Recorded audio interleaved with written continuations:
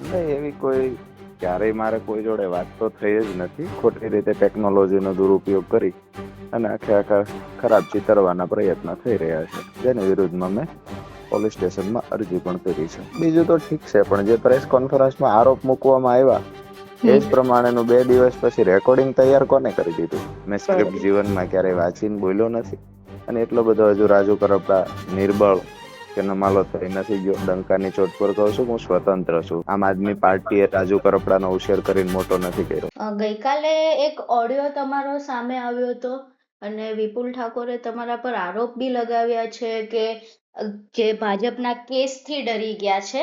તો શું છે સમગ્ર ઘટના? ઓડિયો કોલની હકીકત શું છે? નહીં, એવી કોઈ ક્યારેય મારે કોઈ જોડે વાત તો થઈ જ નથી.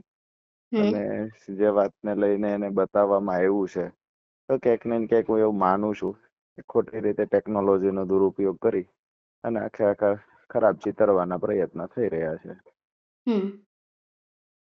જેની વિરુદ્ધમાં મેં પોલીસ સ્ટેશનમાં અરજી પણ કરી છે. બરોબર. તમે પ્રેસ કોન્ફરન્સમાં ગોપાલ ઇટાલિયા પર પણ આરોપ લગાવ્યા હતા. ત્યારબાદ ગોપાલ ઇટાલિયાએ પણ પ્રેસ કોન્ફરન્સ કરી હતી અને તમે જે કીધું હતું કે અમારા તરફથી, પાર્ટી તરફથી કોઈ સારા વકીલો હાજર નતા રહ્યા ને એના જવાબ પ્રેસ કોન્ફરન્સમાં ગોપાલ ઇટાલિયાએ આપ્યા હતા. એ વિશે તમારું શું કહેવું છે? બીજું તો ઠીક છે, પણ જે પ્રેસ કોન્ફરન્સમાં આરોપ મૂકવામાં આવ્યા એ જ પ્રમાણેનું 2 દિવસ પછી રેકોર્ડિંગ તૈયાર કોને કરી દીધું? જે આરોપ ગોપાલભાઈ ઇટાલિયાએ મૂક્યા હતા એ જ વાતનું રેકોર્ડિંગ મારા અવાજમાં કરવાના પણ પ્રયત્ન થયા. એટલે આખી ઘટના દેખાઈ આવે છે કે ક્યાંક ને ક્યાંક ખરાબ ચિતરવાના પ્રયત્ન છે ને. આક્ષેપ પ્રતિ આક્ષેપ તો ઠીક છે, સાથે મળીને કામ કર્યું હતું, તો હવે આક્ષેપ પ્રતિ આક્ષેપ કરવાનો કોઈ મતલબ નથી. એ લોકો એમનું કામ કરે છે, હું મારું કામ કરું છું. બરોબર. ગોપાલ ઇટાલિયા વારંવાર એવું કહે છે કે ભાજપની સ્ક્રિપ્ટ બોલી રહ્યા છે રાજુ કરપડા. તમે હા, એટલે ઠીક છે, આક્ષેપ તો ગમે તે કરે. મને બી મોઢામાં આવે, મનમાં આવે એટલું બોલી લઉં તો એના લોકો થોડા માની જવાના છે.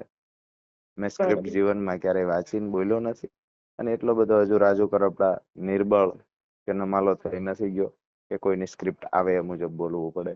વાત રહી આમાં જશે તો એમાં ડંકાની ચોટ પર કહું છું, હું સ્વતંત્ર છું. આમ આદમી પાર્ટીએ રાજુ કરપડાનો ઉછેર કરીને મોટો નથી કર્યો. બરાબર છે. મને જ્યાં જોડાવવું હશે ત્યાં મારા ખેડૂતોને સાથે લઈ અને હું એમાં જોડાવા માટે આઝાદ છું, સ્વતંત્ર છું.